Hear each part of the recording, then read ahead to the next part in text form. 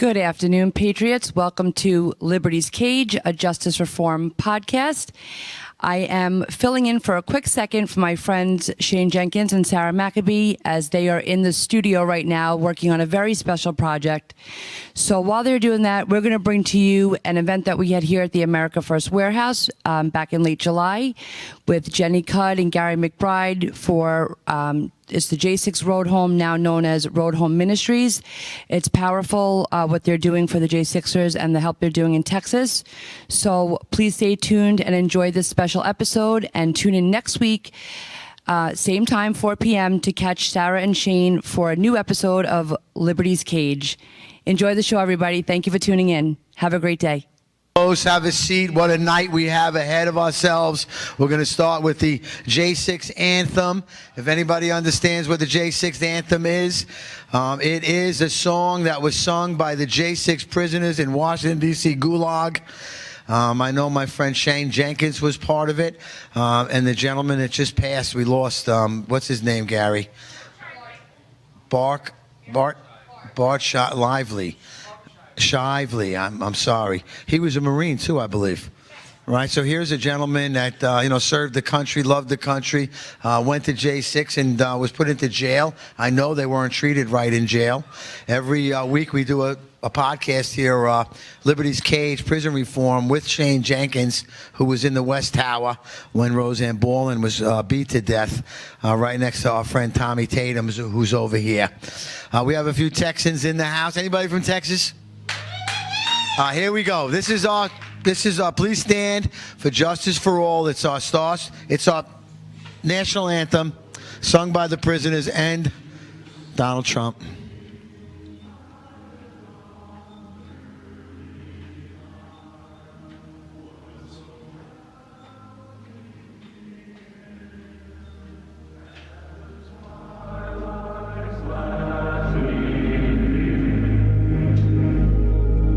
I pledge allegiance to the flag of the United States of America.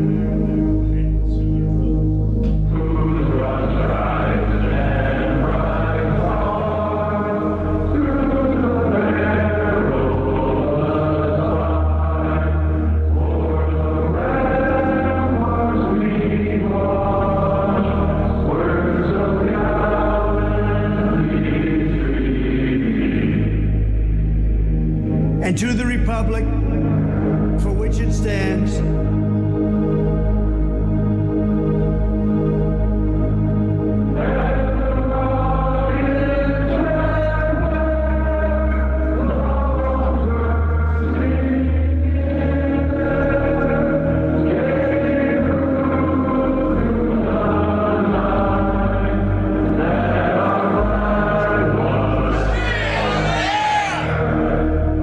one nation, under God,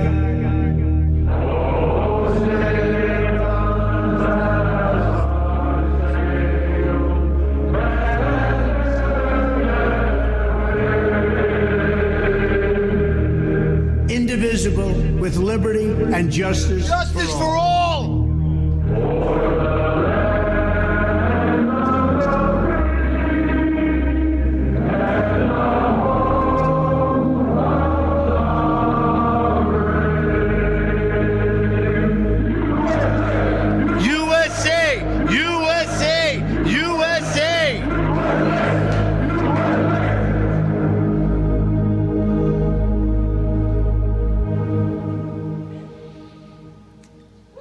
Wow. Thank you, guys. Have a seat, please. Please sit down. We have something really spectacular for you tonight. Our friend over here, Gary McBride, had spent some time with us after the J6 house that we spent a lot of time in, supporting them. There was a house in D.C. that we filled Gary and Tommy and Mickey Whithoff and Nicole Reffett, Tammy Perryman. And we got the house so the families could go to court. The families could go visit their family in prison. Probably the saddest time to watch, and the anger and the frustration as it went on. But you know what happened? We won! We won. Donald Trump won because we, the people, are not giving up. We will never surrender. As you can see, the truth is coming out, and they have been lying to us so bad. They've been lying to us about just about everything. The vaccines, the Russia, the Ukraine, everything. They're despicable. I call them commie pinkos because that's what they are. Democrats are not good.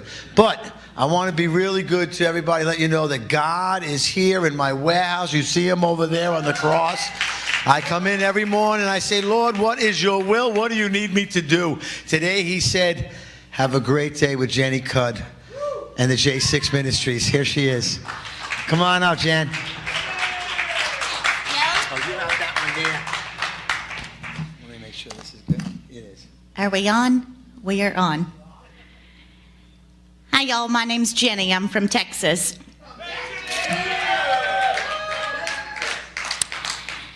I used to introduce myself as my name's Jenny Cudd, and I'm a January 6th defendant. Not anymore. That's right. It's very important to be careful of what it is that you attach your identity to. And so now I introduce myself as my name is Jenny McCombs because I got married after January 6th. Thank you. And I'm just a child of God, and that's it. I want to thank Joe and Tony and John and Teresa and everybody for inviting me to come up here. This is a long ways away from home, but I sure am grateful to get to come up here and tell you about my ministry, which has taken a massive turn in the last 3 weeks since the Texas floods. So as soon as we have the PowerPoint ready, then I will start clicking through that. Just to give you a little summary about myself, this whole thing is going to be about healing and redemption, how God can take anything. He can take our darkest past and use it as our greatest asset in the future. And everything works together for the glory of God. I grew up in Lubbock, Texas. I've been a patriot since I was born. Both of my parents hate the government, and that's where I got it from. My dad's a Vietnam veteran. Yes, sir. Thank you for your service. And then he worked for OSHA for 28 years, which is where he really learned how to hate the government. And then my mother was a stay-at-home mom. I was homeschooled my entire life. I have never been vaccinated for anything ever. Yeah, real pure blood. Yes. I went to my first protest when I was 5 years old, outside of the Planned Parenthood clinic in Lubbock, Texas, because my parents cared enough to get me involved in politics at an early age. I've been voting since I was 3 years old because my mom would take me to the polls with her and tell me which bubble to color in. And I really wish that we would go back to paper ballots. And then I'm going to run through just some of the J6 highlights. Because like I started out with, J6 no longer defines who I am as a person. It's one of the many exciting things that has happened in my life. I went to protest a stolen election. I went to the Capitol on January 6th. I went through the West Terrace door, which was opened by police officers, and they were motioning people inside. That went up into the Capitol Rotunda, which is where that picture was taken. And I can tell you that for me, January 6th was the most beautiful patriotic thing that I have ever been a part of. And I'm so grateful that I got to be there that day. You know, I don't think it's any mistake that there was anywhere between 1 to 3 million of us that showed up that day and only 1,600 got prosecuted by the federal government. I believe that we were chosen for a time such as this. I wandered around inside the halls of the Capitol for 19 minutes, the Capitol Rotunda, the Statuary Hall, and then I was in the hallway above where Ashley Babbitt was murdered, and people were coming out with blood on their hands saying they killed a girl. And I thought, well, it's time for me to go. And so I exited out the east side of the Capitol through an open door past police officers just like I'd come in, having no idea what it was that January 6th would turn into. I sat down that night and did a 27-minute long Facebook Live video, which is that second picture. And somebody took a 1-minute clip out of it where I had especially bombastic language and put it on Twitter, and that got 7 million views in 2 days. And my life completely changed the next day. You've heard a lot of J6 stories, and mine is one of the very least. I had over 1,000 one-star reviews on my previous business. I had a flower shop in Midland, Texas, in a matter of 12 hours. To Google's credit, they removed most of those because it was such unusual activity. There were 1,200 tips to the FBI about me. Little old me. I was arrested a week later. I'm number 68 out of the almost 1,600 J6ers.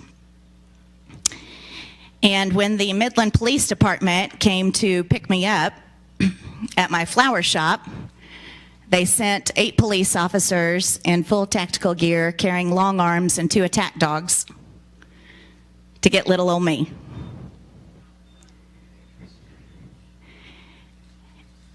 And I had it easy. I had it easy all the way through the January 6th prosecution and persecution by comparison to my friends who have lost everything. I was ultimately charged with 4 misdemeanors and the 1512 felony for corruptly obstructing an official government proceeding before Congress, and that carried a max of 20 years in prison. And so I took a plea deal for trespassing in the People's House. I was unaware that you could trespass in the People's House. And I was sentenced in March of 22 to 2 months probation and a $5,000 fine because my words hurt people, is what the judge said. I have one of the lightest sentences of January 6th. And that used to really bother me. And I used to have survivor's guilt, because I would happily have gone to prison so that a father or a mother could have stayed home with their kids. But that's not how it works. And God doesn't make any mistakes.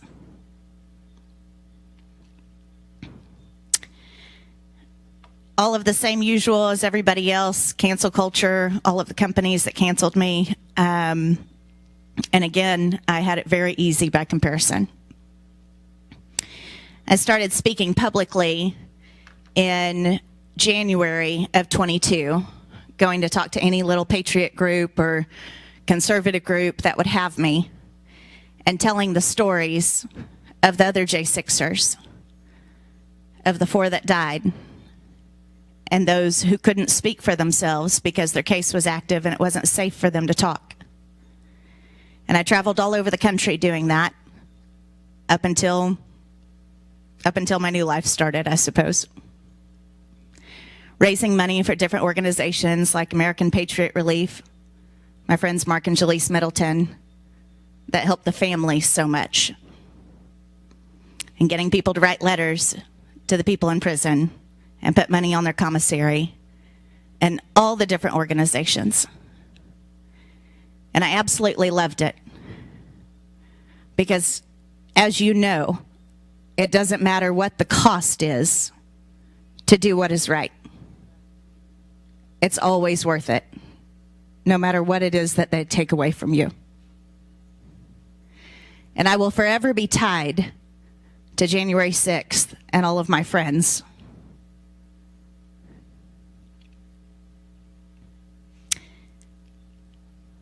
I've felt for a long time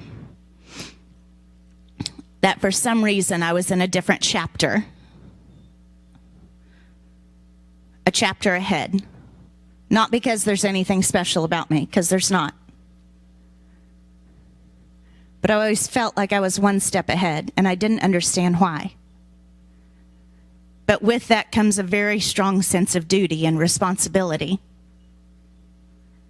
Because if, for whatever reason, God gave me a very light sentence, then what is it that I'm supposed to learn and supposed to take care of mentally and emotionally and psychologically and all of those different ways so that I can help walk somebody else through that process when they get out of prison. And so as soon as I got off of probation, which was May of 22, I started talking about the concept of J6 Road Home. How do we build something large enough that we can house and feed and employ them when they get out of prison? Because after I was sentenced, almost everybody went to prison. Whether it was a grandma for 30 days or a man that wasn't even there for 22 years. Everybody went to prison after me. And so I started talking about this concept and really hoping that somebody else was going to do it.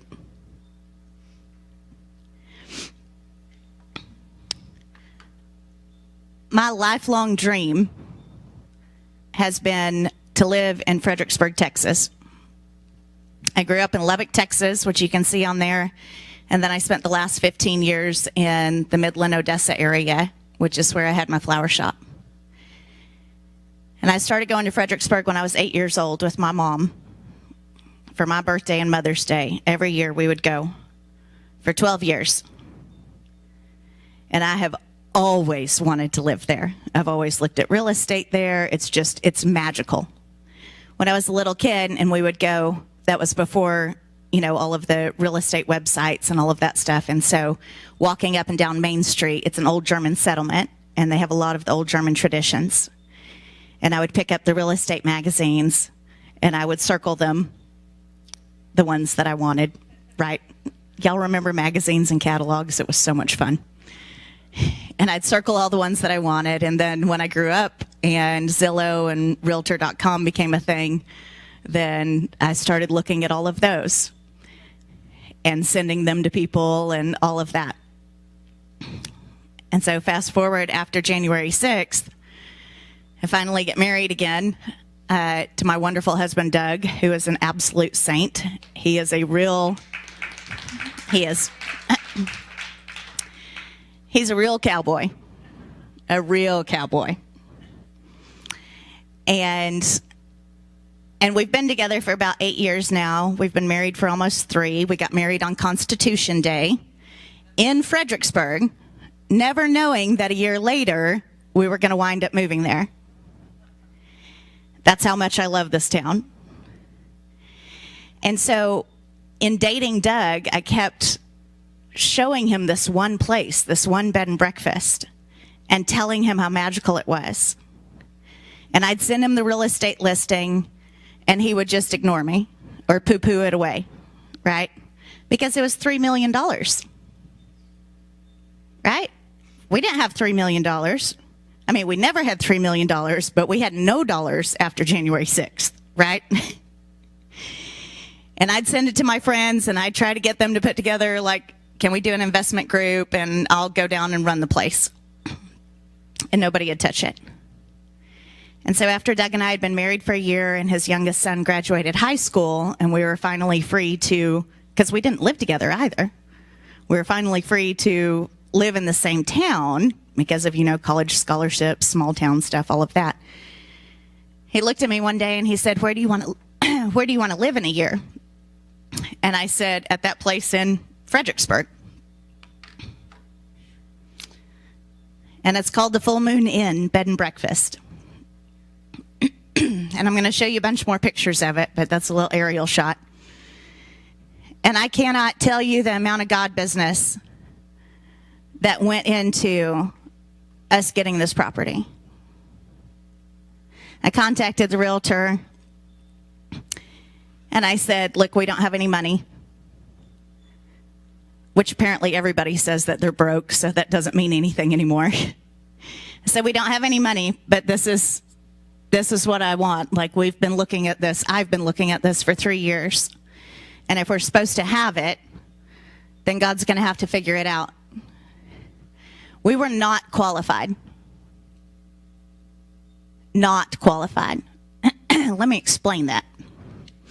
Doug's credit score at the time was in the 640s. My credit score at the time was in the 670s. We had no retirement, no savings, and no investments, and still don't. And I honestly believe that God told the bank to give us a $3 million loan. I'm a big believer in saying yes, no matter what. If you're convicted and you believe that you're doing what's right, then say yes and God will figure it out. And bet it all. Tony Robbins talks about if you want to take the island, you have to burn the boats so that there's no other option. And that's exactly what we did. And here's some more pictures of it. It's beautiful. It's, like I said, Fredericksburg is an old German town. 2 of the buildings on our property are original built on site in the 1860s by the German settlers. That's Civil War time frame. And they are much more well built than any of the other buildings on our property.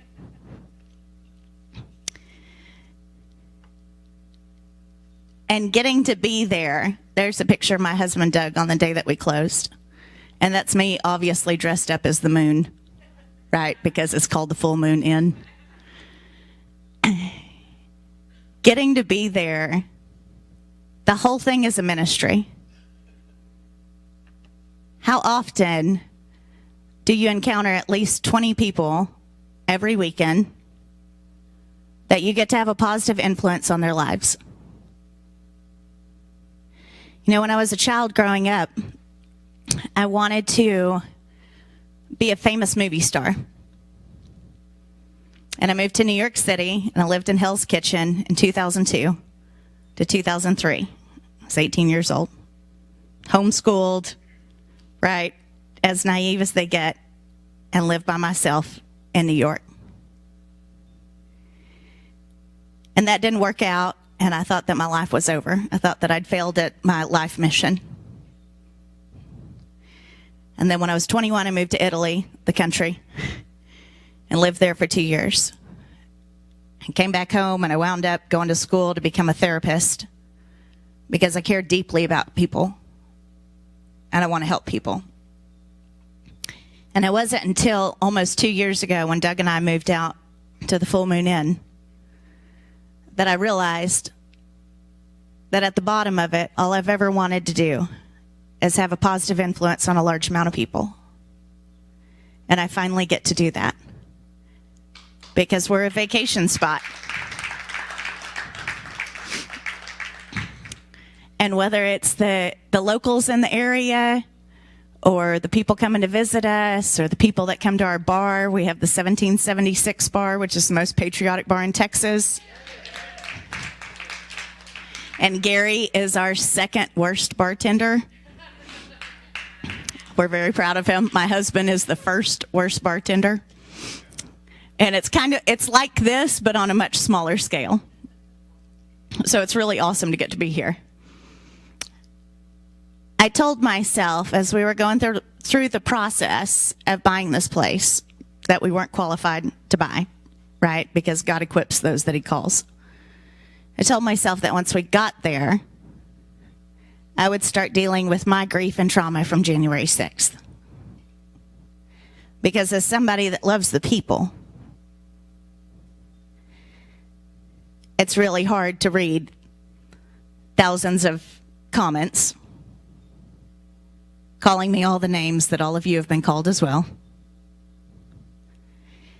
And to see how my fellow January 6th defendants had their lives completely destroyed and everything taken from them.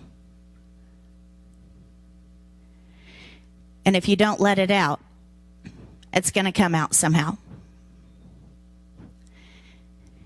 And mine comes out through my skin. And so this showed up. That's what my hands used to look like. Both of my hands looked like that. I lost half of my fingernails. Both of my feet looked like that for 18 months. And we moved down to Fredericksburg, and my job is to cook and clean. And I had to wrap my hands and my feet every single day because they were open wounds. And I told myself that once we got there, I would start dealing with my grief and trauma. And so I had to. I didn't have any other choice. And I want to talk to you about forgiveness. Because as a Christian, this is a concept that we're aware of. I didn't understand how deep it went. I didn't deserve it, right? None of us deserved it when Jesus died on the cross for us. The people that I need to forgive also don't deserve it. And I hadn't been to church in 20 years. I always loved God, but I hadn't been to church in 20 years for all the same reasons that people don't go to church, right? They call it church hurt because it's full of hypocrites, right? One more won't hurt. Or because you got hurt by somebody at church. And Doug and I both hadn't been to church in 20 years, but we loved God. My hands and feet are in this condition, and I've tried everything I possibly can, and I've been to all the doctors, and nobody knows what it is. And I went and talked to this one pastor of a local church that we now go to. And I was telling him all my J6 stuff. And I had the American Gulag Chronicles book. And I was telling him the stories of all my people and everything. And at the very end of it, his wife walks in. And she hadn't heard anything that I'd said for the last 2 hours to this preacher. And she asked if she could pray for me. And she starts praying, not knowing anything from anything about me. And she starts praying over my hands and my feet and talking about why my hands and feet are injured. Because we're supposed to be the hands and feet of Jesus. And my hands and feet are messed up.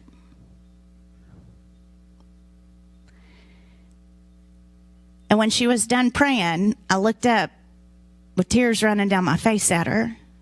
And I said, "How did you know that?" And she goes, "Jenny, I don't usually talk to people that I just met about forgiveness. But you have to forgive the federal government."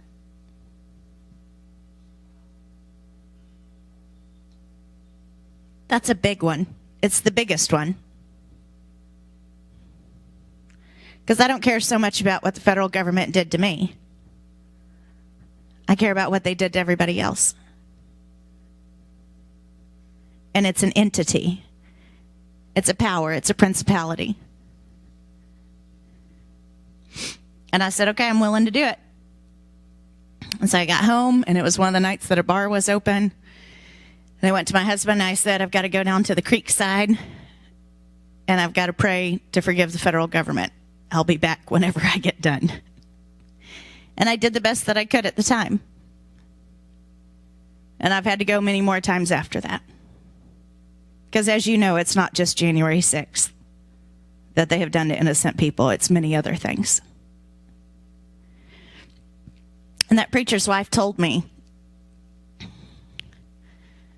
she said, what's bound on earth is bound in heaven, and what's loosed on earth is loosed in heaven. And she said, you will forever be bound to them until you forgive them. The last thing I want to do is be bound to the federal government. So I'm willing. I'm willing to give it a shot.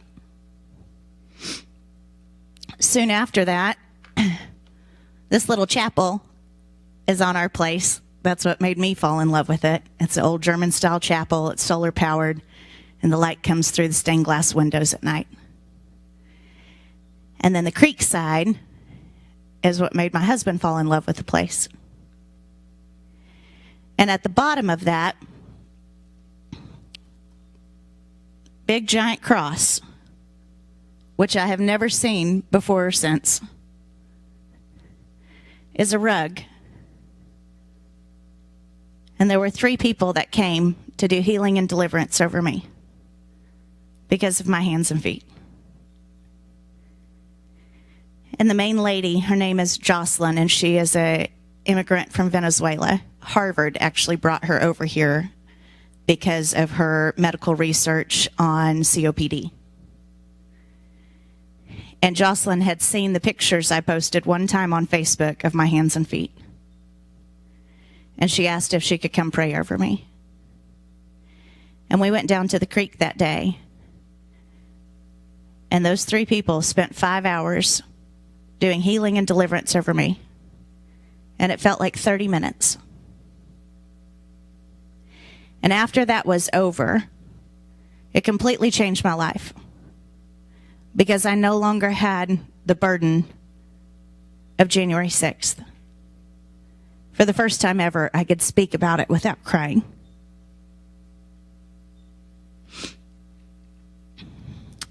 After that, my husband and I got rebaptized on our property in the hot tub, because why wouldn't you get baptized in a hot tub, right? We haven't had any water in our creek in the amount of time that we've lived there until here recently. And all of the regular life stuff happens, right? Have any of you ever experienced financial insecurity? Yes, all day, every day.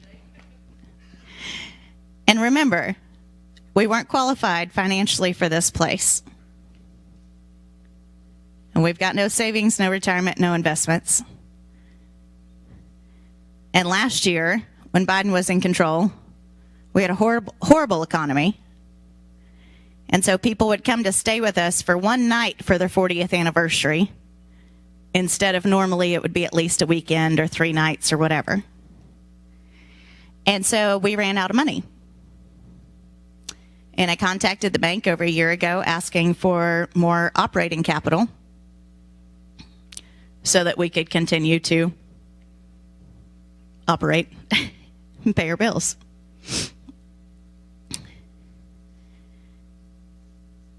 And then I realized in November of last year that nobody is going to build J6 Road Home but me. God gave me that vision. And I absolutely believe that God will give more than one person the same vision and see who's going to actually do it. And after we won in November, I thought, oh, I better get to it. Because we knew, as J6ers, we knew that we were getting a presidential pardon. And so we go from election day to pardon day, and I need to start getting stuff built. And I've got no money and can't pay my own bills. But it's the right thing to do, and it's what we're supposed to do. And so this is part of the progress of J6 Road Home. To tell you the purpose of it, we are the only reentry program in the country to help J6ers get back on their feet. Thank you. To house and feed and employ them. And because of the relationships we've built in the community, we've got jobs all across Texas. Everything from construction to oil field to hospitality to, you name it. And so we put out a call and we did crowdfunding in order to build our first 2 tiny homes. So our goal is to have 5 total tiny homes on our property. And that way we can house anywhere from 5 to 10 J6ers. It's 3 months at a time. They have to have a job. They have to go to counseling. They have to go to church. And we work with them in every possible aspect as far as helping them get back on their feet.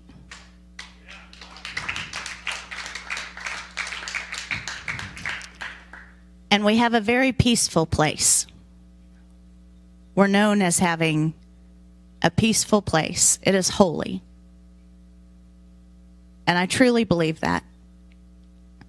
The very first time that Doug and I ever stayed at the Full Moon Inn was on June 2nd of 2023. And I booked us a 2-night stay there. He had been working out of town in Las Vegas for 3 weeks straight.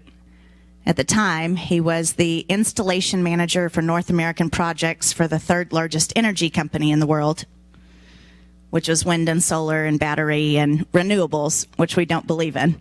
right? Because we're Texans, so we believe in oil and gas. But it paid the bills, and he was able to raise his kids, from being in that industry. And remember, I'd looked at this place for 3 years. And so he was supposed to fly home for the weekend, and I rerouted him to Austin and picked him up and booked us 2 nights at the Full Moon Inn. And I said, we're going to go see that place, and we're going to meet with the realtors, and we're going to make an offer. And he said, okay. And we did.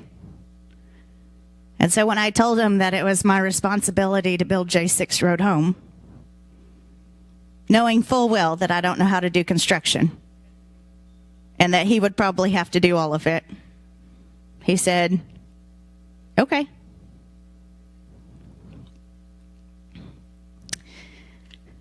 On January 20th, we got a presidential pardon. Now, not all of my friends have been pardoned. And I certainly hope that President Trump will fix that, because they're all good men. And so on January 21st, I honestly thought that we were going to have just a horde of people show up that didn't have anywhere to go. And we didn't, but it's trickled in. And I want to show you, that's what it looks like now, the 2 little houses. And that on the left side is the inside of Gary's house. And it's very country and rustic and beautiful. And my husband has done some wonderful craftsmanship in there. So I want to tell you about some of the people that have been with us. Tim, Dawn, Stephen, and Jeannie. Tim came to us real fast out of the gate from Florida. Dawn is a Texan, and Dawn was with us. That's inside of my 1776 bar. And Dawn was with us for 3 months. We introduced him to his employer, where he also got a girlfriend, which is handy. And then he moved out. The program was 3 months at a time. And he moved out just shy of 3 months into his own place in Fredericksburg, and is still working for the same company. Stephen and Jeannie moved in with us. They're a young couple from Kentucky. And they were a little bit faster. They lived with us for a month and introduced them to their employer. We have wonderful people in Texas, wonderful people. And they moved into their own place, I want to say, I've lost track of time, but maybe like 6 weeks ago. And when it comes down to it, I'm the one that benefits. And Doug's the one that benefits from getting to serve these people. Because I don't know when the last time was that y'all experienced a miracle. But there are signs and miracles and wonders every single day. And if you look for them, you get to see them a lot more often. And to get to be around people that are my people, that can finally sleep through the night, or quit having panic attacks, or get to go see their kids for the first time since all of this started, or get a job and be proud of themselves. It's an unbelievable thing to get to witness. One of the guys that's still with us, Josh, Josh went to prison for 2.5 years for January 6th. For the exact same felony that I was charged with, the 1512, which was overturned by the Supreme Court in June of 24 because they said it never applied to us. Well, that didn't matter. That doesn't get Josh his 2.5 years back of his life. Josh is the youngest of 8, was raised Catholic, or not the youngest, the oldest of 8, was raised Catholic. His parents were 16 when they had him. He was married at the time. His wife filed for divorce when he made it to the halfway house. He's got 3 kids, a 15-year-old girl, a 13-year-old girl, and a 12-year-old son who was born blind and nonverbal autistic. And Josh went to the Capitol that day because he believed in what he was doing. Just like I did, just like every other J6er.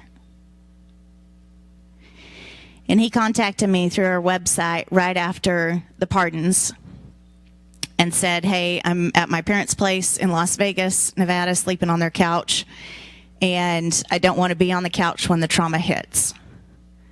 And he was the first person I'd talked to that recognized that they're going to have to do grief and trauma work. And I said, okay, well, why don't you come to me? And he showed up on a bus one day. And he's been with us since February. And he's brilliant. He's good at everything that he does. He's an introvert, very, very introverted, which is 100% different than Gary and me. So we have a hard time with that. But he is one of the kindest-hearted men that I've ever met. And he's working through it in all the different ways, body, soul, and spirit. Since Josh has been with us, he's been able to go see his kids 3 times, which is awesome because he wasn't allowed to see them when he got out of prison. And then before I get to the next guy that lives with us, I want to tell you a quick story that may be seemingly irrelevant to what I'm talking about. Once upon a time, there was a 2-year-old little girl. And her dad threw her against the wall. And it damaged her brain severely.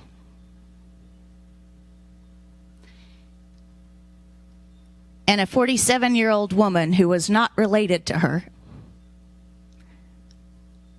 chose to adopt that little girl when she didn't have to.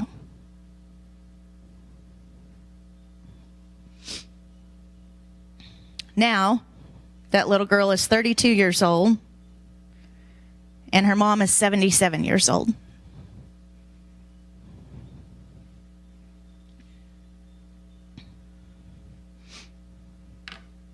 This is Gary. Y'all call him Gary.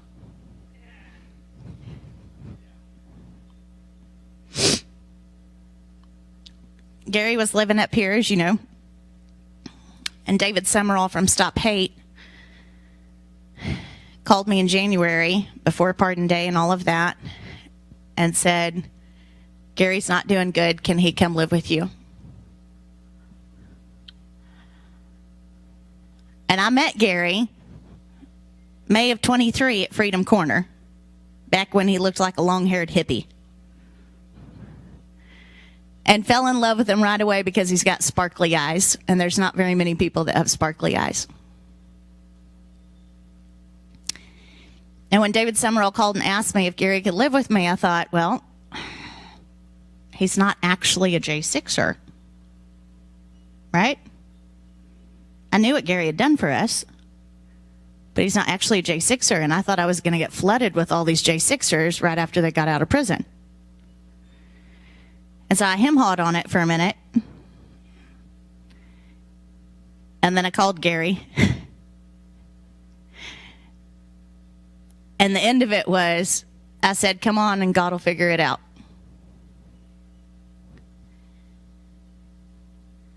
Because one of the things that I respect about Gary that I don't necessarily have with anybody else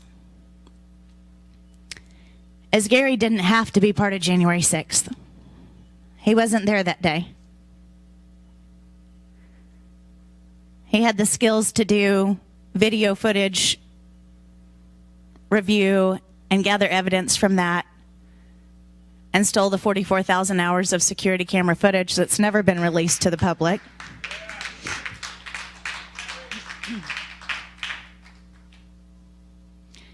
And as a result of Gary being dedicated to the J6 community. As a result, he lost everything. Just like his mom, he didn't have to help us.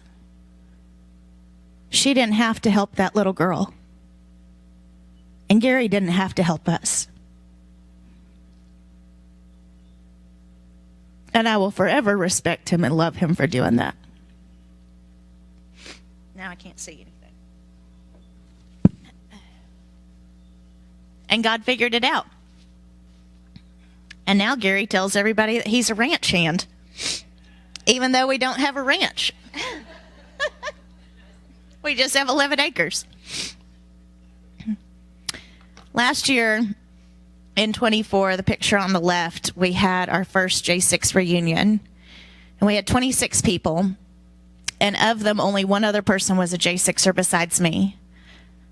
The rest of them were parents and wives and children of J6ers because they were all locked up or they were on probation. They couldn't come. We had another reunion on Memorial Day weekend, and we'll have it every Memorial Day weekend moving forward. And we had 76 people come. And we had a whole lot of the husbands and sons and parents of the people that came the first time. And we had a whole lot of guys that had only ever seen each other in the DC gulag and had never gotten to see each other outside of it. And it was a wild, wild time for 4 days. It was wild. We only had one fist fight, so that was good. But it was like getting to see miracles over and over and over. Right after the Memorial Day weekend, I realized that at some point, we're going to have to broaden our scope. J6 Road Home was our ministry. And I knew that, we're building these 5 tiny houses. And someday, by God's grace, if all the J6ers are healed and restored and have new lives again, then who is it that we're going to help after that? And so Doug and I had talked about it, and we always knew we would help homeless veterans or women getting out of the sex industry or whoever else it is that needs help. We knew it would always be, J6 Road Home would always be a ministry. And so I started thinking about how to file for nonprofit status. And I am technologically inept. And realized that at some point I was going to have to drop J6 out of it in order for us to become a nonprofit. And God beat me to the punch on that one. I don't know about you, but most of my life I have always felt like God's timing, which is perfect timing, was at least 3 or 4 months behind when I thought it ought to happen. And this time it was way before I was ready. On the 4th of July of this year, we're the 1776 bar, so obviously we have to have a big 4th of July party. So we always have live music and a locals potluck and fireworks and all that kind of stuff. And we woke up on the 4th of July this year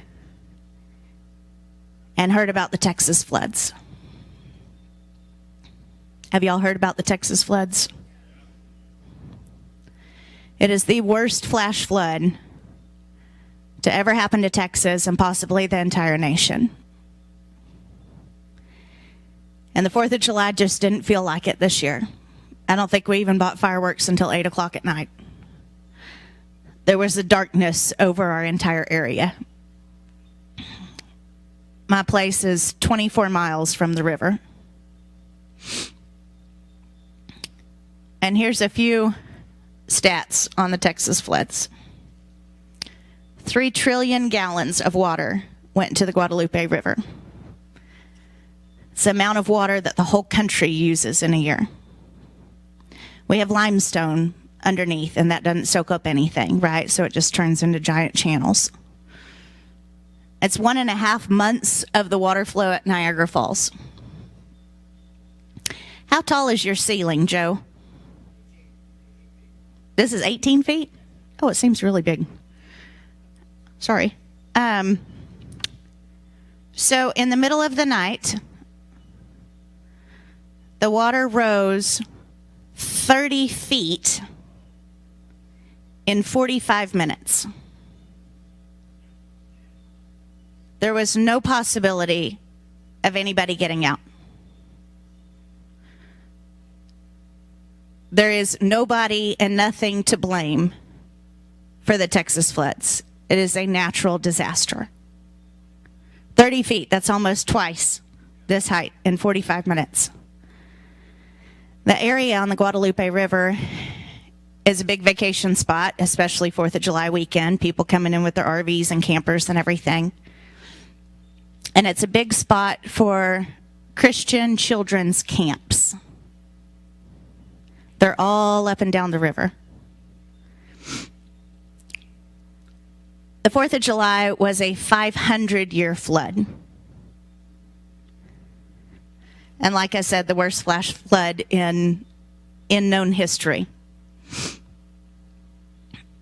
And I wish that I could show you videos of it, because it's horrifying. These are our neighbors, just 24 miles away.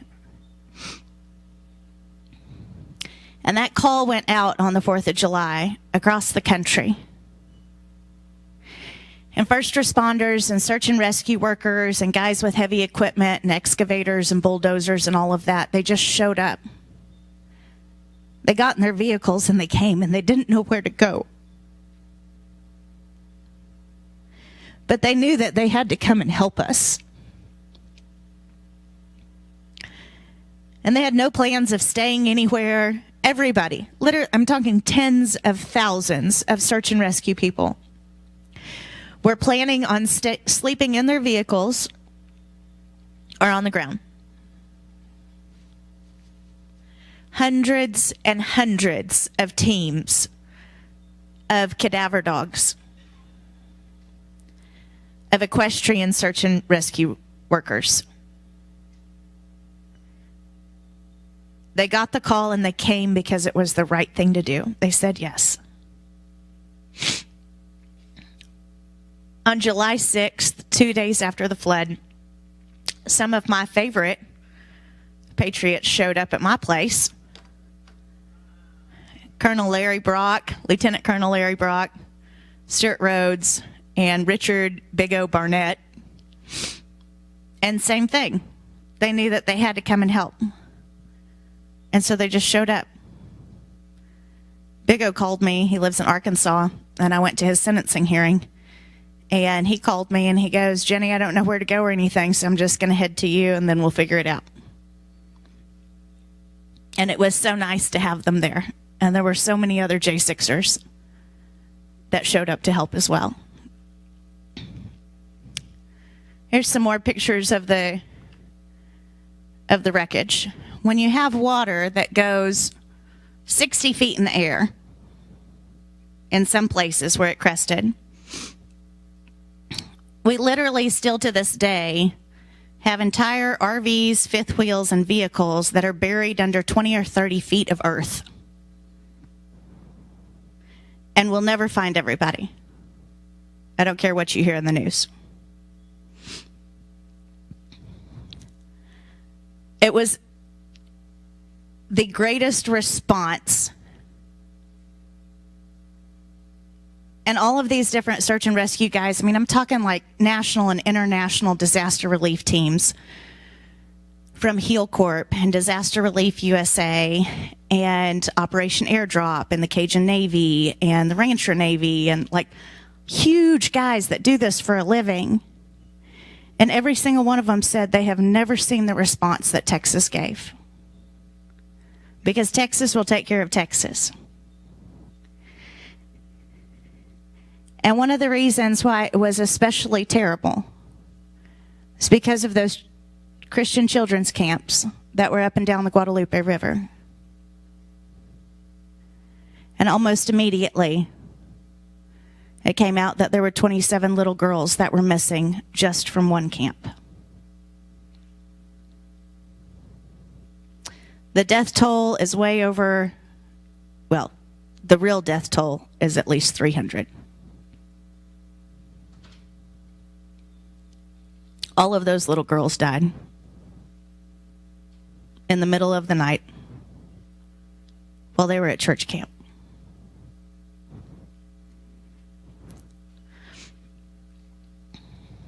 And I don't have pictures of everybody that died. I used to live in Midland. There were several families from Midland that were down there vacationing for the 4th of July weekend, and they all died. I grew up in Lubbock, Texas. There were people from Lubbock that were down there vacationing, and they died.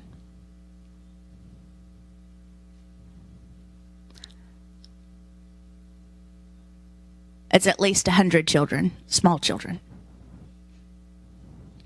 And that was especially hard on the search and rescue workers, the professionals, people that have done this their entire lives, that have been to disasters all over the world. It's especially hard on them because it was so many children.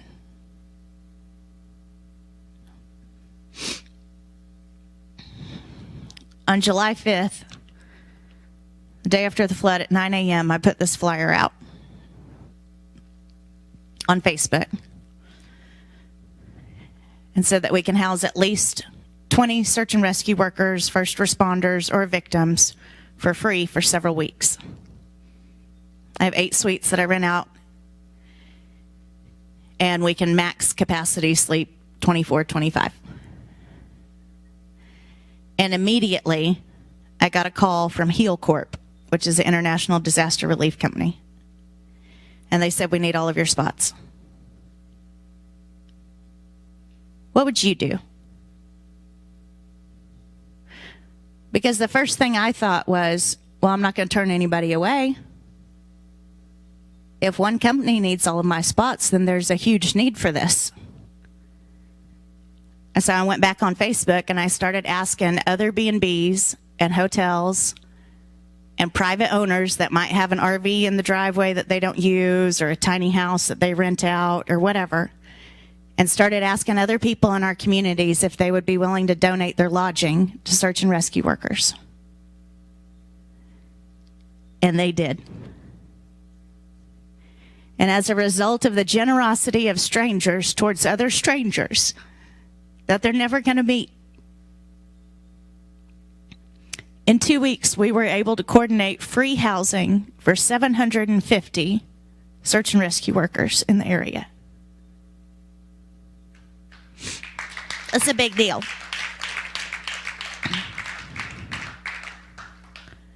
Because those were all the people that said yes when they got the call to come and help us. And it'd be everything from a cop from Miami that had been sleeping in his vehicle, or a fireman that slept in a hammock outside for 3 days. It's July in Texas, y'all. It is hot. There was an entire, I think it was Texas Task Force 1, which is out of Texas A&M, and they all slept on cots in a school gym for an entire week. And these guys are out sun up to sundown in the water trying to find, especially after the first few days when we no longer had any survivors, trying to find body parts to give families closure. And so we started putting out a whole bunch of flyers. We wound up feeding over 2,200 meals for free out of my little kitchen. And that wasn't me. You know, I still have this. For some reason, I still try to limit the goodness of God. And when I originally thought that I was going to be the one housing, because we did, you know, house 25 people at our place. And I went and bought a whole bunch of food and everything. And I thought, well, I'll cook those guys breakfast and dinner. But I'm not going to turn anybody away. And so we wound up having all of these catering teams come from West Texas, where I used to live, 4 hours away, that would bring out their entire teams for free. And they'd cook breakfast from 6 a.m. to 9 a.m. for 50, 60 people. Then they'd go make 100 hamburgers, take them out to the flood zone, deliver them to people, come back and cook dinner from 6 to 9 p.m. Everything for free.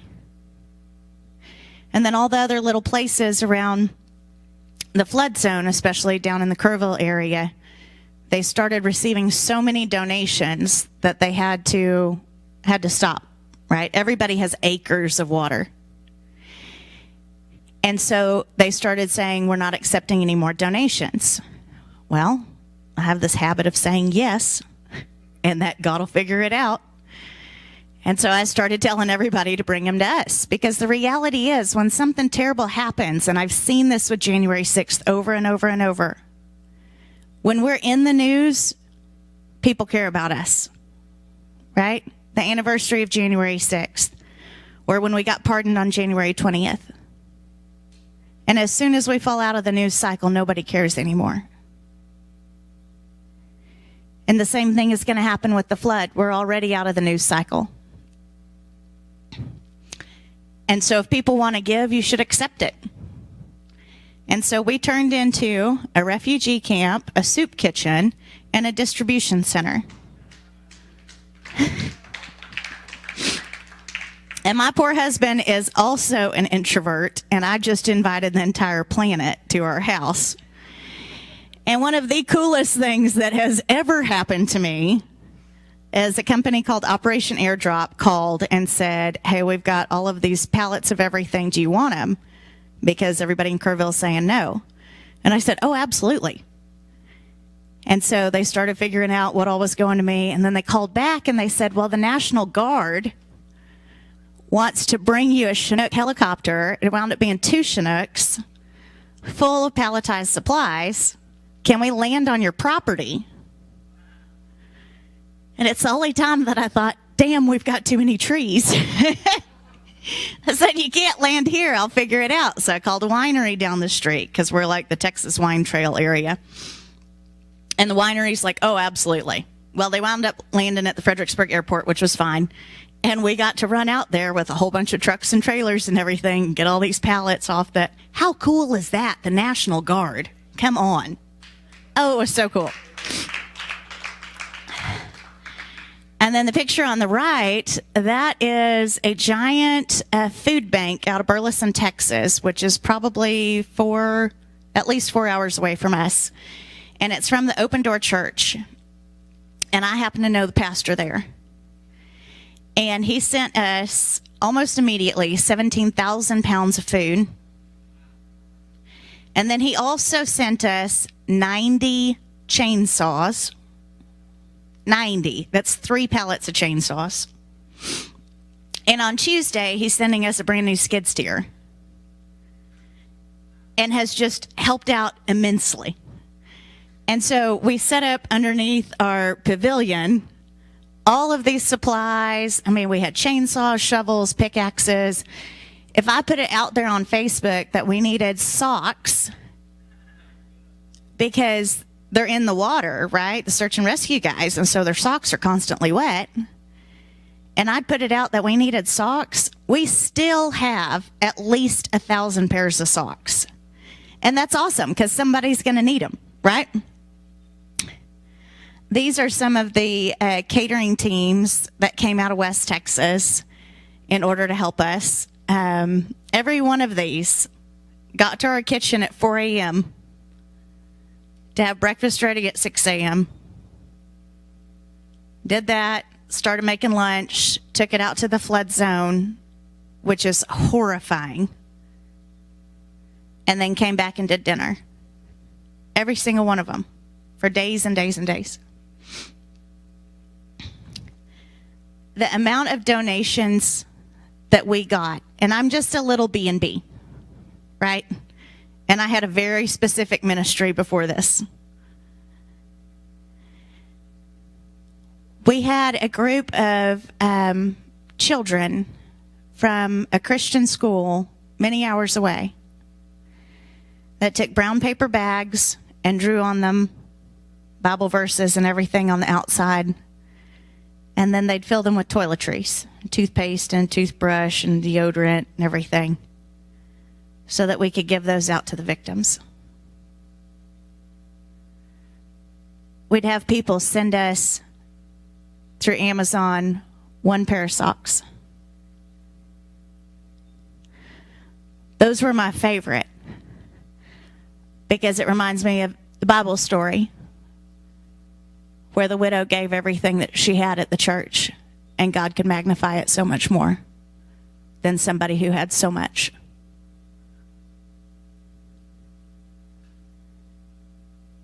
It's still like that. And you know, Gary and I had this planned at least 2 months ago. And when the flood came and everything changed, I didn't want to come because I have a great responsibility at home. And I have had so many women show up. There's 3 women running the office right now while we've been up here. And we have teams of guys, and we don't know these people, right, at all. We have teams of guys that show up with trailers, and we do supply distribution runs in a 2.5-hour radius around our place to any little volunteer fire department or tiny church or orphanage or pregnancy center, anybody that needs anything, right? And it has forever changed me because I do not care who you voted for. And I don't care what you believe in because you're people and you're hurting. And that is my heart. I've been diehard in politics my entire life. And I love it. And I love the fight. And I love protesting. But this changed me. Because these are regular people just like me and you. That's my friend Harry. He's a 78-year-old Vietnam veteran. And if you're a Vietnam veteran, I will give you anything because I just love him. And that's Harry's house in the middle. It's completely destroyed by the flood, and that's all his insides of his house outside. And one of Harry's neighbors had to force Harry to come out during the flood because Harry wanted to die.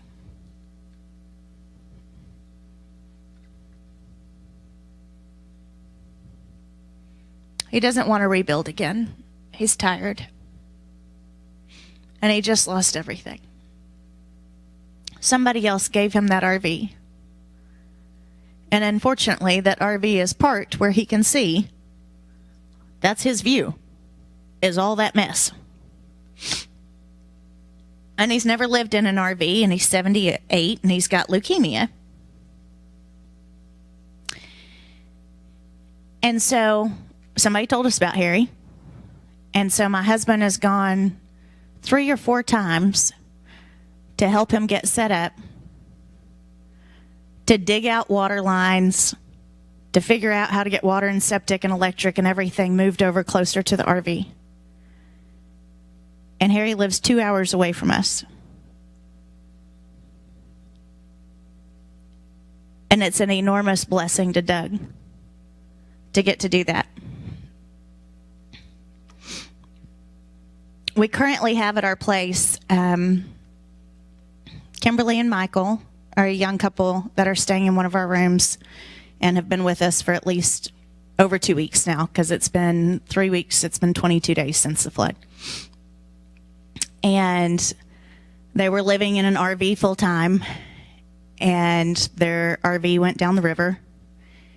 And she works for Salvation Army as a cook, and he works in construction. The people that didn't have anything to lose lost everything, and they also have no way to rebuild. Because the vast majority of these people that were affected by the Texas floods didn't have insurance.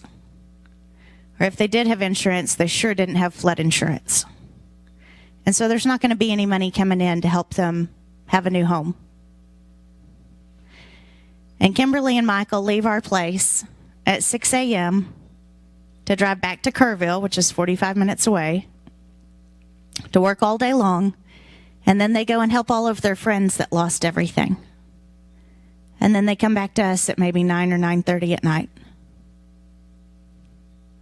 Wayne is an older man who's been with us for 2 or 3 weeks now. And Wayne's wife was hurt real bad in the flood, and she was in the hospital for a week and then got moved into a rehab center and for her shoulder and the things she had surgery for. And Wayne's a good old boy, wears suspenders and everything. And he's an older man. He doesn't need any help. He doesn't need any charity. Doesn't need any of that stuff, right? And for the first week that he was with us, I didn't know that he was with us. And I kept asking Doug, I'm like, is Wayne really here? Because if not, I'm going to give his room away to somebody else. And he would pull up at night, and Doug would go over there and ask him if he needed anything. He never needed anything. And he's warmed up a little bit to us, and he's got a good support system. He's got insurance, so he's going to be able to rebuild their home. He's got a great church group. And right before we left to come here, we were sitting outside on the patio one night visiting with everybody, the search and rescue workers, everybody that's at our place now. And Doug, my husband, walks up to me with this wad of money. And I mean, like a wad of money. And I said, what is that? And he goes, it's God's money. Give it to God's people. All right. So I go put it in the money bag. Find out later that Wayne got his first FEMA check in. And that was $1,450 that he gave to Doug. And Doug refused 3 times. And he said, no, y'all are doing God's work. It's from the government, right? Use it to help somebody else. That tears me up. The celebrities at our place are Dean and Rosalia Burks. Dean is an 80-year-old Air Force veteran.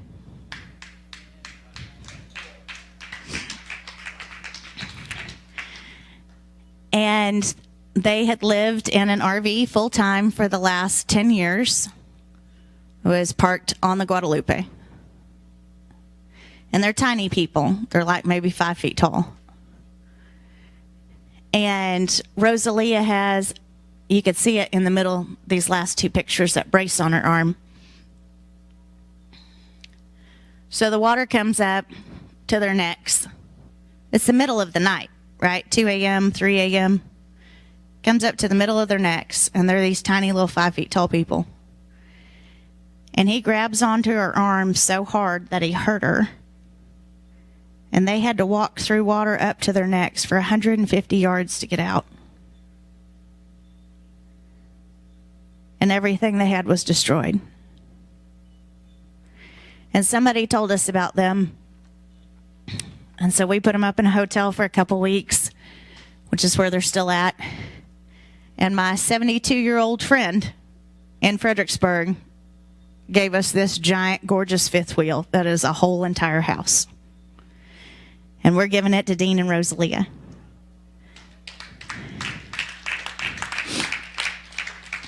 And one of my favorite things about them is because it's, obviously an emergency. So she lost her good glasses. Dean lost his hearing aids. And she lost her dentures. They all went down the river. And so hopefully next week, we're going to have that RV delivered where they're going to live. And they've been to all of the right doctors and ordered all the things. And we're going to show up with her glasses and his ears and her teeth and their new house.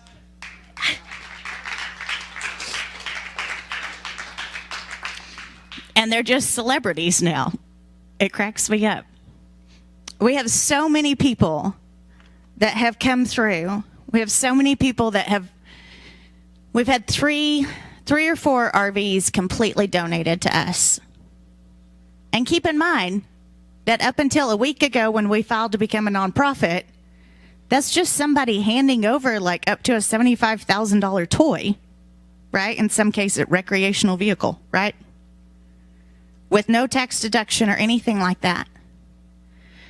My friends that came and helped in the office, they filed us to be a nonprofit, Road Home Ministries. So that'll take a while, but we can start operating like that. And we have had at least 7 or 8 different people let us borrow their RVs or campers for 3 to 6 months. So we have several victims that are housed in those right now. And we have 4 vehicles, cars and trucks that are headed our way for free. Freely given, freely give. And last Monday, it was more than a few days ago. Last Monday, I asked Doug if he would take me out to the flood zone because I hadn't been yet.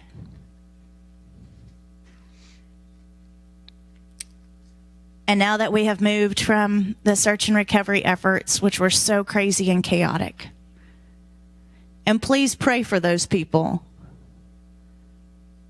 because what they experienced isn't normal.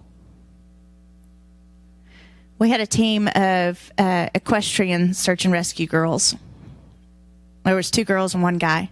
The oldest one was 23 years old. And they stayed with us for a whole week. And on one of those last days that they were there, you could hear them at night out on the patio. They'd get dinner, have a couple beers, go sit outside, and start visiting,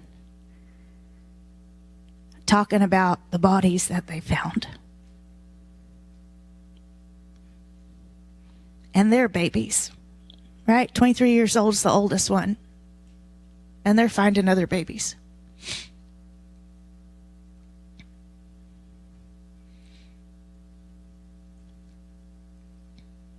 That stuff doesn't ever leave your mind. We got a lady, Kimberly, who's now a good friend of mine. She actually also got a presidential pardon, but not for January 6th, for other weaponized government nonsense. And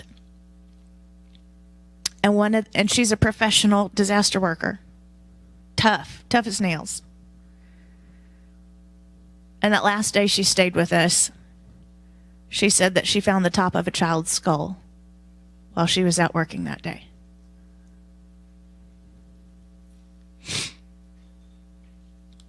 It's not easy at all, and I don't do it justice in explaining it. So I want to tell you about Operation Yay God. Every single thing that I have asked for on Facebook in the last 22 days has come and has come abundantly. And that's exactly how God operates. And so we started asking for RVs and for vehicles. And now we're working with another J6er, Tom Hamner, who has Patriot Homes out of Colorado. And our goal with Operation Yay God is to be able to give 400 modular homes and RVs for free to the flood victims that lost everything. And that's about a $10 million ask. And we're talking to Ted Nugent, and hopefully we'll have a Ted Nugent concert right up the road from me in November, and that should bring 10 million.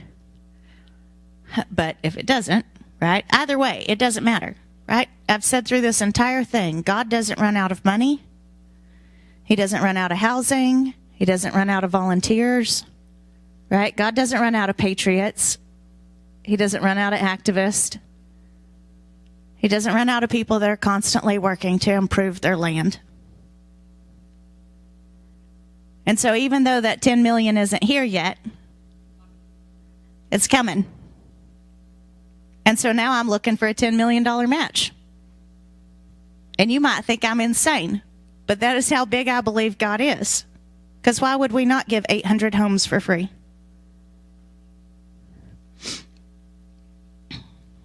You know, one of the things our founding fathers did was pledge their life, their fortune, and their sacred honor.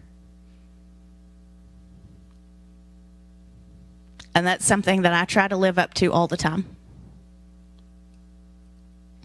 Every single thing it is that I have was given to me by God. All of it. So why would I ever hesitate to give it to somebody else? It's not actually mine, right? I'm supposed to steward it while I have it, but it doesn't actually belong to me. And that is 100% how we view our property. We just get to be there. Nothing has been, is, or will be impossible for God. It's not always his timing. Right? Those 4 years after January 6th until we got pardoned were hell. For not just us, but for the advocates, for the families, for the children. Over and over. And then by God's grace, there's almost 1,600 of us that got something that most people will never get.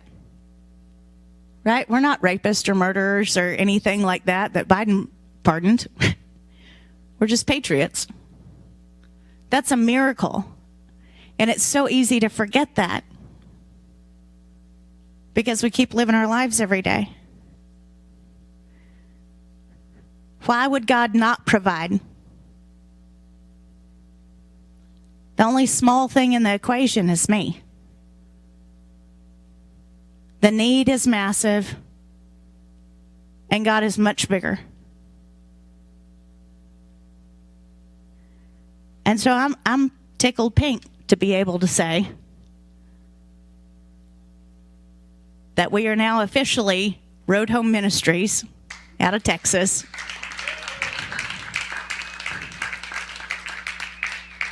And I hope y'all will keep up with us in Operation Yay God.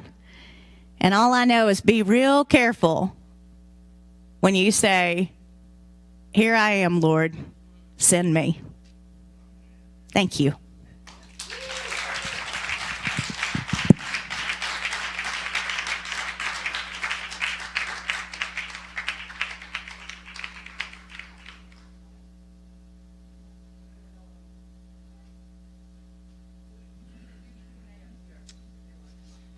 I have a lot of questions. I know somebody out there will have some questions as well.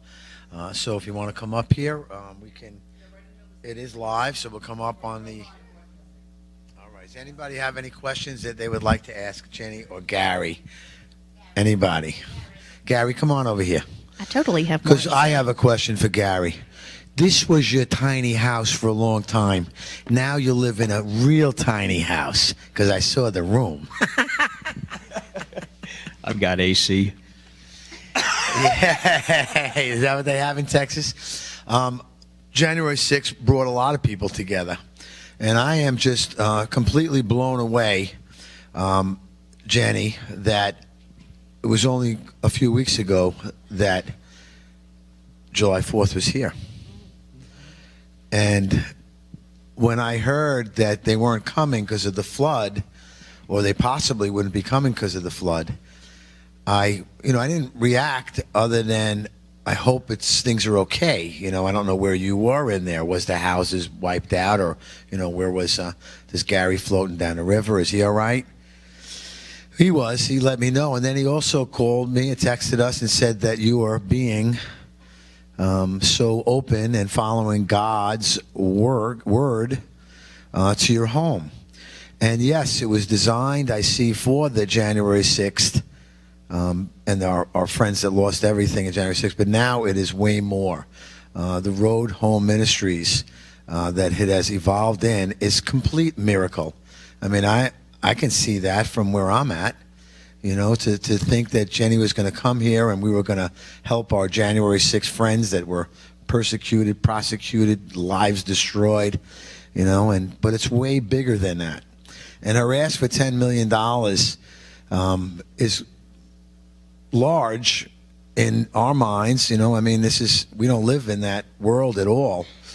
But I believe you're going to get that $10 million, and I believe that you're going to get $10 million on top of it, because what God is doing now to this country and to the people of it is opening our eyes and taking the blanket that they threw over the top of us, the way they lied to us all the way through.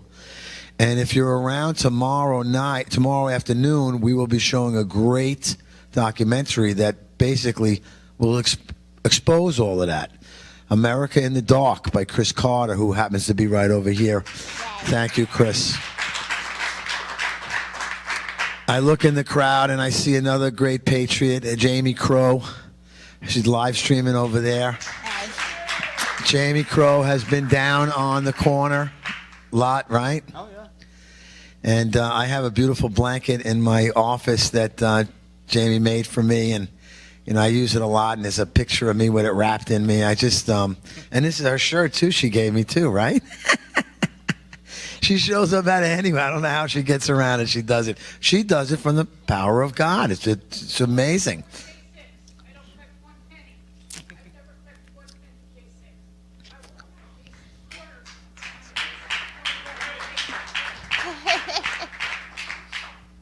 I am not a J6er. I'm a J6 supporter. I've supported J6 probably for the last 5 years.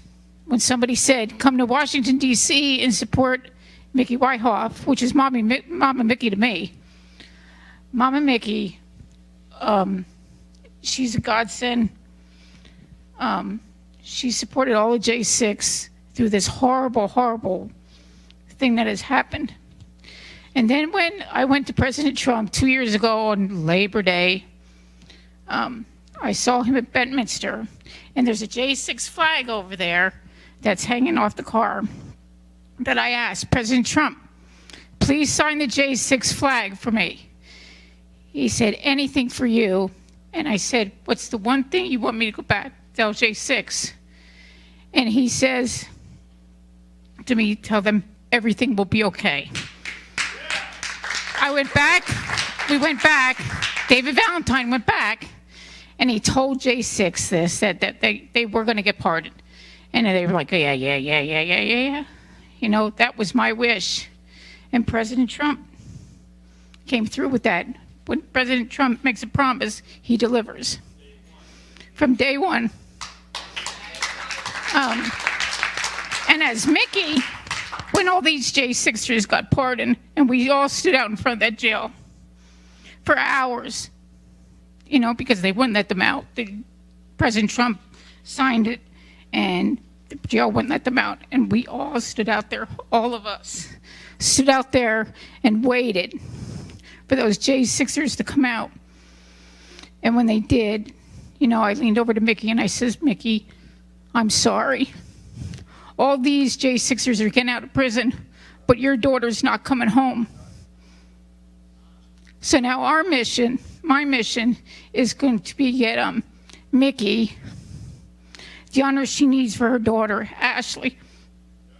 Roseanne Boylan, her too. She's got beat to death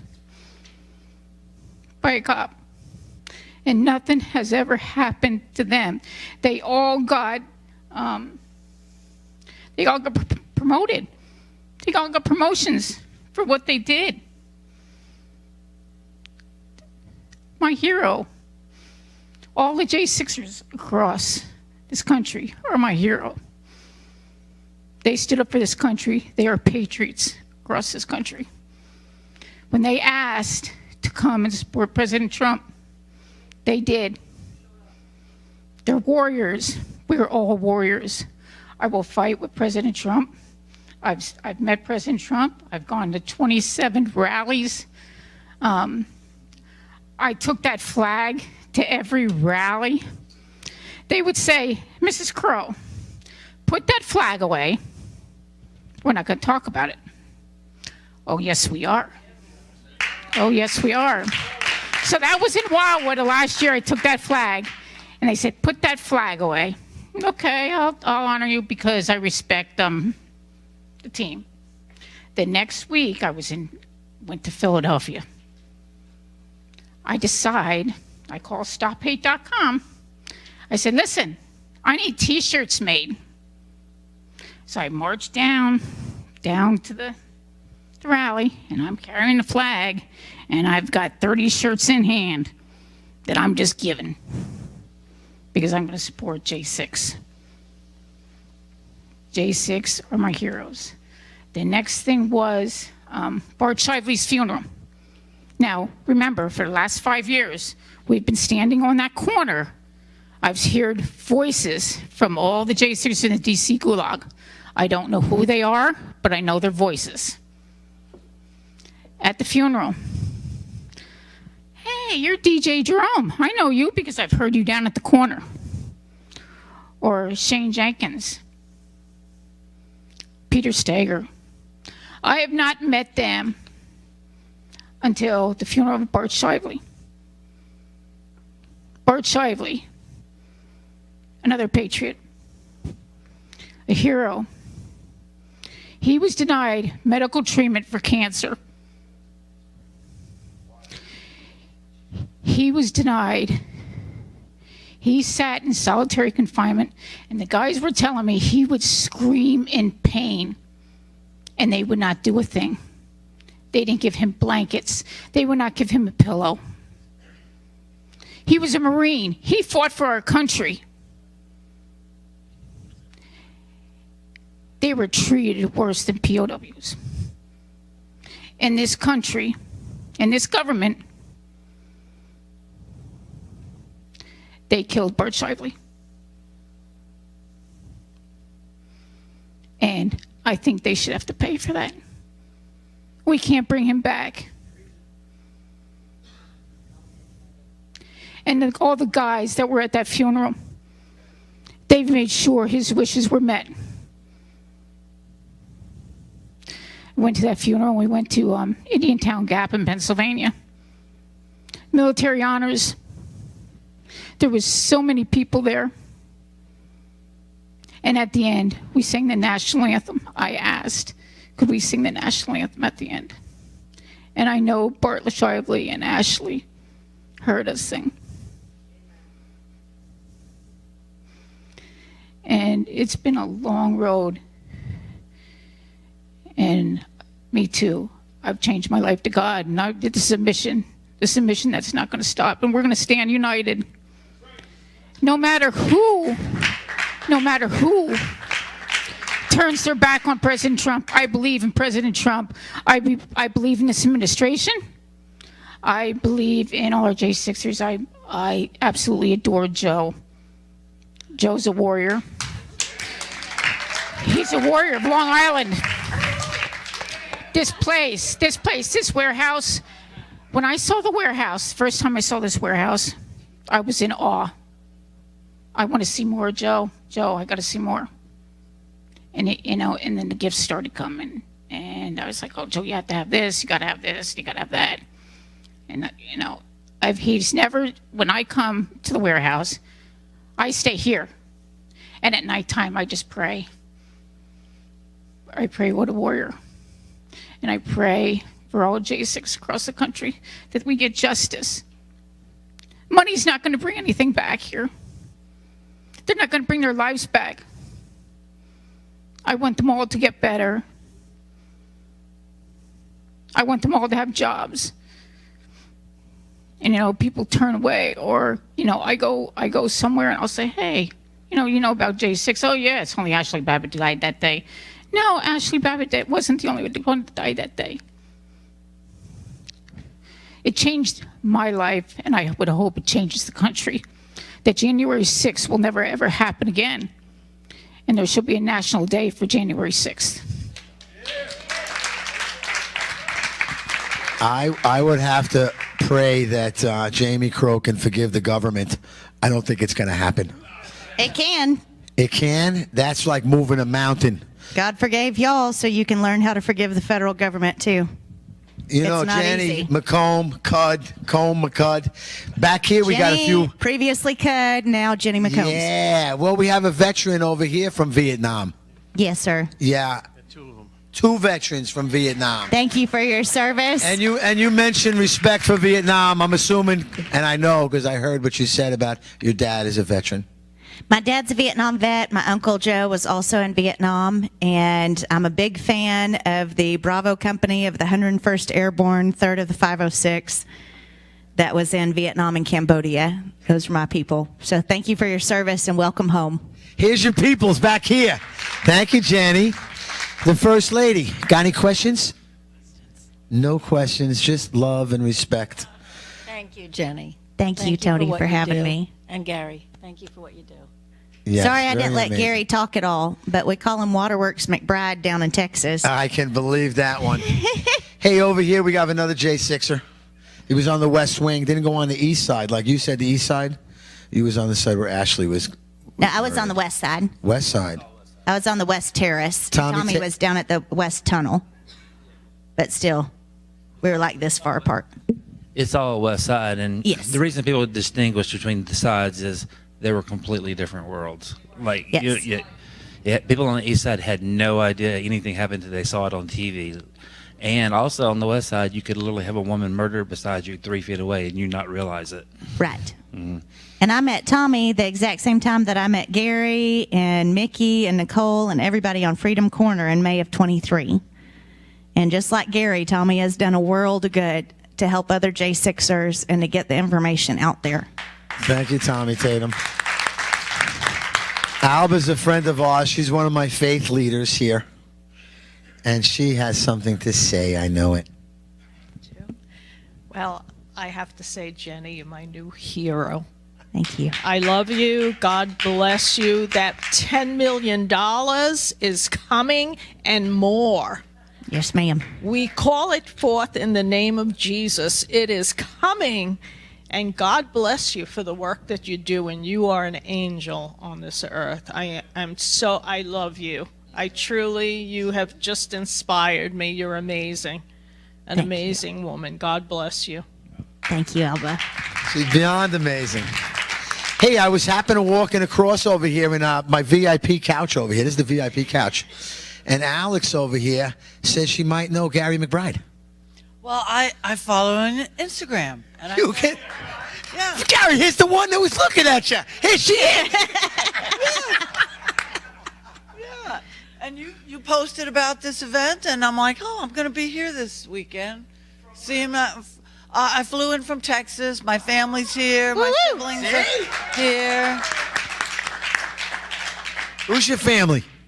My sister, my younger sister, and my younger brother.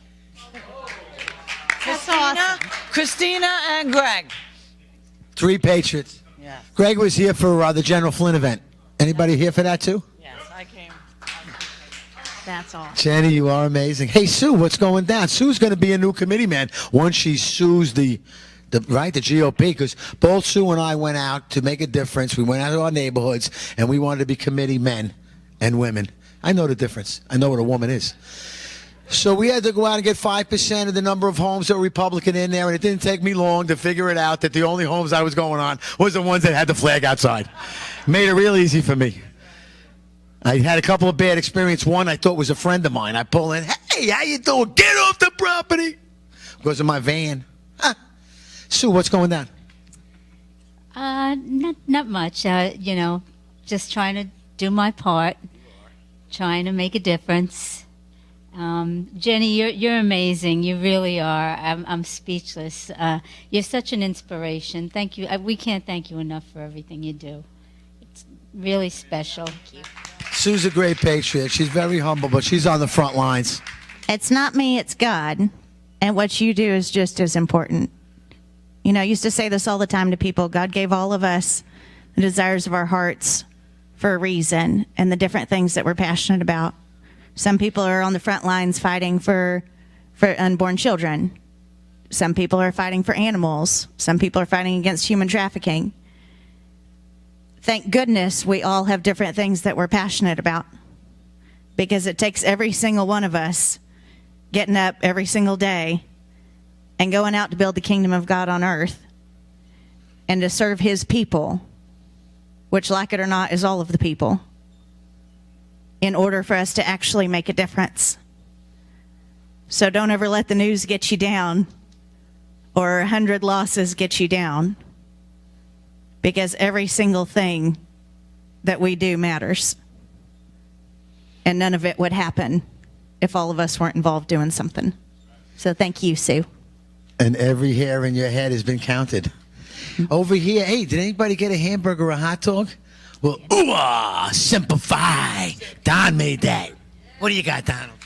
I thank you, Teresa and Joe, for telling me about this and meeting such a marvelous woman, that's doing so much for our country. Thank you. He served our country. He's a Marine. Thank you, Donald. He's a Marine. He's a Marine. James Justice, undercover New York. He's been following the America First Wealth. He shares everything, and you're pretty excited too to be here. Absolutely, absolutely. First of all, I want to thank you for everything you're doing. Everybody in this room and around the country, right? Even if you weren't affected by January 6th, we're all affected by it because that was the front line of defense for the entire nation. Those are the most hardcore patriots you'll ever find, and they showed up, showed out, and they were trying to get them out of the way. But after us, everybody else was going to be treated like a J6er because they were going to come up for the rest of the resistance around the country. So if it wasn't for people like you, the rest of us that are forming like Voltron to get rid of communism and this overthrow with this globalist order that we have going on, we are the remnant of the Constitution, and 1776 is alive in 2025, and that's it, man. We're back. America's back. Amen. Another one I don't think is going to forgive our government too soon. Forgiveness is not there. Hey, Ernie. What? Yeah. This guy pounds out some good work. I like your work. I like your picture. I love your eye. You got a great eye. Oh, thanks a lot, bro. I appreciate that. Thanks. Tell me about Jenny. Come on. Jenny, wow, what you're doing is incredible. Just sitting here listening to everything and how God has blessed you. And now you're going to be blessed in return. Appreciate you. Thank you so much. Thank you, God Ernie. bless you. Bring your Ernie's a- lady down to see me in Texas. I have a feeling we're all going to go down there. I like the idea. Toby And Wan. CPAC is in Texas, but allegedly it's next year in San Antonio? Dallas. Well, y'all better come for an extra week on top of that then. I'm like 4 hours from Dallas. Hey, over here is the Ultra Maga store. If you ever seen our commercial, the Ultra Maga store. It's on the corner over here. You know what I like? We should maybe pound out a Road Home Ministries t-shirt. What do you think, Toby? Okay, sounds good. Wayne is the one that does all the work, and Toby does all the yelling. Yes, that's correct. See? Yay! Yay, God. Operation Yay, God. Thank you. If there's anybody, we got some new people. You got a comment you'd like to say? My man from New Jersey, right? Is this the Jersey team? The Jersey squad? The Jersey squad. You're talking to one of them. And we hold the line for President Trump at our Bedminster corner. And let me tell you something. We're not going to give up that corner to anybody. We've had Antifa try to trash it, Black Lives Matter, you name it. But we are not giving up that corner for Trump. Trump's been down there several times, and he's told us to hold the line personally for him, and we will. And for everybody else out there that thinks they can take over our country with all this ridiculous nonsense going on, good luck. Come and take it. Amen. I don't think that's happening. Forgiveness of the country, huh? Not on that guy. What do you got, my friend? You know, George Washington said, you cannot call yourself an American if you subvert the word of God. And that part in the party on the left, the other guys, they've subverted the word of God way too many times. So let's take our country back. God bless America. Thank you. Look at these great patriots over here. They're amazing. Matt Kochman, a good friend of mine. He hung out after we went out all night black tying with Charlie Kirk. He come back with me at night. Not Bedminster, the Westchester Country Club. Hey, listen, you're from Bedminster. I heard that's a rough neighborhood. How you feeling today, Matt? And what about Jenny? Jenny was amazing. We appreciate everything you do, and the words don't describe it. You're amazing. Thank you. Yeah, I think it's really when I think about miracles, you said that a little bit earlier, and you got to see the miracles, what you've done and where you've been. Pretty crazy stuff. Hey, Patriot friends, what's happening? Anything? I'm just overwhelmingly impressed with Jenny answering the call, both for January 6th and for the trauma in her local neighborhood. It is unbelievable the extent that she's gone to, and with God's help and the help of her community, the good works that she's doing. Wow. See, Jen? You touched a lot of lives. There's no doubt about it. I think I'd like to hear maybe if I can find Teresa, if she might have something to say. I do. Teresa? Yes. I always do, right? I know that was just what he was going to say. Okay, so for any of you that, I don't know if you mentioned, I know it might have been up on the slide, you can go to roadhomeministries.com. If you find it on your heart to donate, there's a donate button. We have something here right now. If you guys want to leave it on your way out, Jenny can take that home with her. And you can email them there. for their needs, and we'll be posting stuff for you on our site, and we're going to support you along the way from the warehouse personally. The Patriots, we really love you. I hope you know that. And if you have, want to reach Jenny or get speaking engagements or try to get the word out, just share our stuff, share their stuff. Some people can't give a lot, but if you go on her nightly videos and share them out and get the word out, that will reach more people to help. So we would really appreciate that. And you're always invited back here at your New York home. So we love you guys, and thank you for everything you're doing. That's been fantastic. Thank you so much.